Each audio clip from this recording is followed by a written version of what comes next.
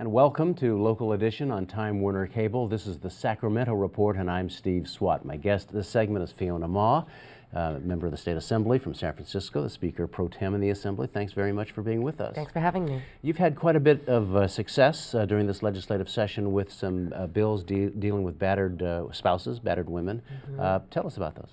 Yeah, so 6 years ago, I became chair of the Domestic Violence Select Committee, and so working on all sorts of domestic violence issues and trying to keep the shelters open during these tough fiscal times. And saw a film called Sin by Silence, talking about some of the women who are stuck behind prison. They didn't have the battered women's syndrome back then in 1996, and so they didn't get their opportunity to tell their cases fully before the judge and the jury, and so trying to figure out how to get these women a second chance at freedom. So been working on these two bills the last 2 years, AB 593 and AB 1593, to try to give these women that were prosecuted before 1996 a second chance. Also to remove the sunset, which is set for 2020, and to enable them to hopefully find a pro bono lawyer. These lawyers are very difficult to find. There are 19 women currently waiting. Sometimes it takes 5 years to even prepare for a case.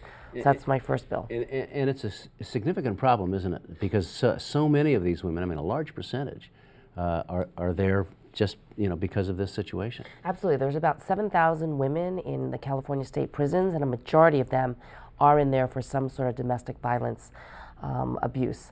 So in these cases, though, I'm trying to tailor it to a very small group of women. I call them the Golden Girls, or they call themselves the Golden Girls, because some of them have been in there for 20 to 30 years and committed act of violence because of years of spousal abuse. Right. Now, your other bill has to deal with parole situations. Right, the parole board. Parole board. So right now, the legislature gets a report every year from the parole board talking about some of these women, and as you can see, it doesn't say very much. It just says why they were denied or why they were accepted.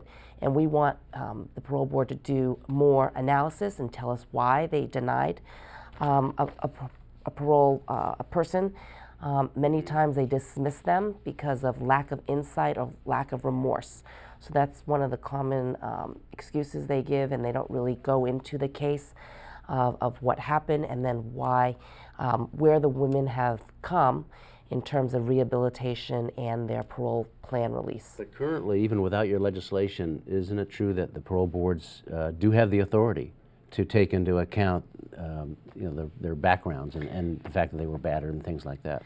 They do, but some of the old parole board members don't understand battered women's syndrome and what it means. And so I went to a parole board hearing this July 5th, and it's interesting because they swapped out one of the parole board panelists to a younger lawyer who understood this issue, who was very specific in his questioning about battered women's syndrome.